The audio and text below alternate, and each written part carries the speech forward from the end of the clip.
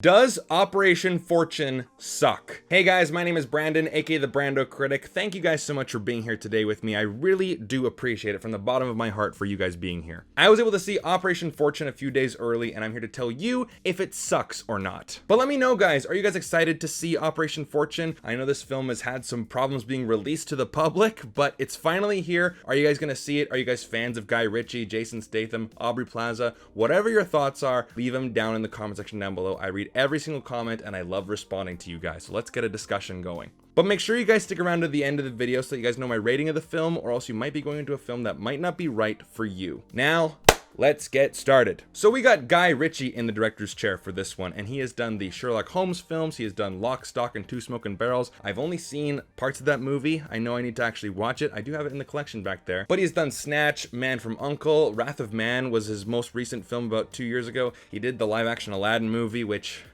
it made a lot of money, but it stars Jason Statham, Aubrey Plaza, Hugh Grant, Josh Hartnett is back in this movie. I'm really glad to see that, and Cary Elwes. And the story is that a team of secret operatives recruit a Hollywood mega movie star to go undercover with them because a deadly weapon has gone missing, and the guy who might be selling it is a big fan of this movie star. Standard action movie plot, nothing too out of the ordinary here. But what did I think of this movie? Well, as soon as it started, I'm saying to myself, I'm gonna really enjoy this movie because it had this spark to it. It had this snappy energy. It had this spunk, and I'm like, I'm completely on board. It starts with Cary Elwes. He's walking down this hallway and he's making these really, really loud noises because he's wearing these dress shoes. And then eventually it goes to the beat of the music, like dunk, dunk, dunk, dunk, dunk, dunk, dunk, dunk. And it's being intercut with this deadly weapon being stolen. A bunch of guys with guns going into the lab, stealing this secret thing. And I'm like, okay, there's some energy to this movie. It's going at a pretty breakneck speed here. The music is still going. We're getting the briefing from the government. And I'm like, okay, we know what movie this is going to be. This is going to be a fun action movie with a lot of style, a lot of energy. I'm totally on board for it. Problem though is that I feel like that energy comes in spurts and it doesn't always land. So right off the bat, I'm thinking, yeah, this is a Guy Ritchie movie. A lot of directors have their own style, a lot of their own quirks, and you can tell that this movie was directed by a certain director. Martin Scorsese has that, Quentin Tarantino has that, Steven Spielberg has that, Guy Ritchie also has that, even though I don't put him on the same playing field as those directors, but you know what I mean. You can tell a Guy Ritchie movie when you see one. But his Guy Ritchie-ness, I would say, works in some scenes, doesn't work in other scenes, and it only comes in little bursts. So while sure, most of the movie was enjoyable, I couldn't help but feeling that this movie was hollow. Like there was something missing. Like there were many scenes where the characters were talking to each other, and I know that the movie was supposed to be funny at that certain moment, and I'm like, I should be laughing, but I'm not. I'm just being honest with you guys. I'm thinking, okay, I know that the director's like, this is going to be the funny scene, and it got nothing out of me. I'm like, some of these scenes just feel empty, which is a real shame. And I think the reason for that is because whenever those comedic scenes happened, it felt like they were just trying too hard. It didn't feel natural. It felt very forced. Like, for example, there's two teams in this movie, two teams of secret operatives going after the same person. So every single time that they're trying to snatch someone at the airport or trying to get a briefcase, there's both teams fighting each other for it, which can lead to some pretty funny scenes and some pretty exciting scenes as well in other movies. But of course, they get on the radio with each other, they intercept their intercoms, and there's some banter there. It's just like, oh, well, I slept with your wife and she was complaining about how your balls are too small and your penis is really, and it's like, I mean, like, what kind of movie are we making here? I'm totally fine with some like toilet humor and some sex jokes. Like, I'm all for that, but like, there's no creativity to it. It's like, ha, I slept with your wife and your wife thinks that your penis is small. Like, is this the most clever thing we can think of? It's been done before. It's not that funny. And that Guy Ritchie style I was talking about earlier in the review, sometimes in this movie, and I have this problem with a couple of his movies, sometimes I feel like that style is not actually serving anything. It's just for the sake of being stylish, which again, feels kind of empty. Man from U.N.C.L.E. had this problem too. For example, there's a scene in this movie where one of the characters has to rob another character. He turns on the TV, and then Butch Cassidy and the Sundance Kid comes on, and they're singing Raindrops Keep Falling on My Head. Great song, by the way. It's a song in Spider-Man 2 for any of you people who haven't seen Butch Cassidy and the Sundance Kid. Great movie. But they're playing that song, the characters are singing it, Aubrey Plaza's kind of like humming it to herself, and I'm thinking, why do we have this movie and this song playing during this certain scene? I really don't know. It feels like a film student saying, look how awesome I am, look how ironic I am, look how random I am. I'm gonna be playing this really cool song in a place that really doesn't deserve it because I'm different and I'm edgy. And I've seen way too many film projects with that kind of thinking, and that's how I felt while watching this movie. I'm like, why do we have this one song here? It doesn't actually serve the story, it doesn't actually serve a purpose, and it's not like a song that is so ironic to the scene. Think of Office Space, the most uptight, boring, white corporate office job, and you got Ice Cube and other rap songs playing in there. Like, that is played for comedic effect. Here, it just feels like Guy Ritchie liked this song and wanted to put it in there.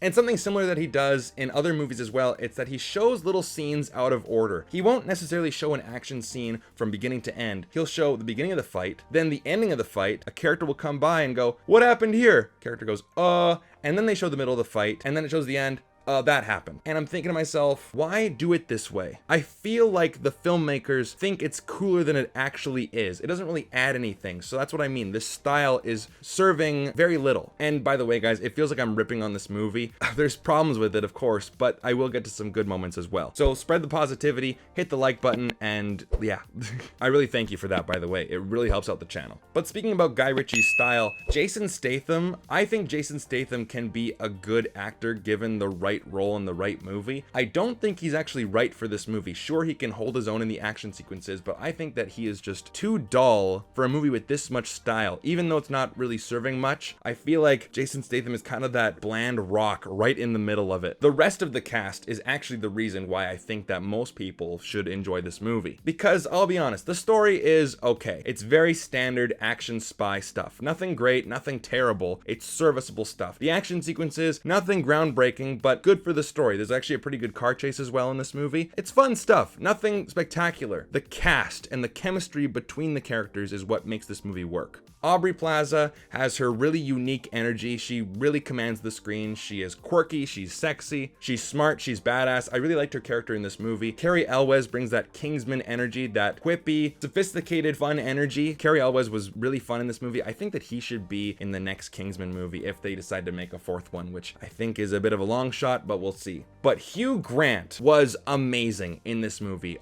Like, the guy is just so charming, so charismatic, really commands the screen. I know I said that about Aubrey Plaza, but every single time that he is talking on screen, I'm like, I have to listen to every single thing that this man says. I want to be invited to this guy's extravagant dinners like in the movie. I want to be on his big yacht. I just want to hear him speak for hours because Hugh Grant in this movie is just fantastic. And he's just a slimeball too. He's a great villain. You know, minor spoiler, he does make some moves on Aubrey Plaza and I'm like, oh, you disgusting slimeball jerk you. It makes you hate him. And that's what villains are supposed to do, right? Like, you're supposed to hate the villains in the movie, but yet they're so charming, which makes them so likable as well. And that's the thing. They're likable because of their personality, even though they do terrible things and they have some really evil plans. So you know where your allegiances lie. This guy has to be taken down, but I mean, I will admit, he knows how to speak to a room. But I gotta give a lot of credit to Josh Hartnett. I haven't seen this guy in ages. I really liked him in this movie. He had that very fun, over-the-top energy. He reminded me of Brendan Fraser in the Mummy movies. Like, I'm just thinking about Brendan Fraser going, "You're on the other side of the river!" He's just chewing the scenery. He's very over the top. He might not be the best actor in the world, but his performance is very charming, very charismatic. Yes, I use those terms for Hugh Grant in this movie as well, but I liked seeing Josh Hartnett in this movie as well. He was definitely a fun addition to the cast. So here's the question that you guys want answered. Does Operation Fortune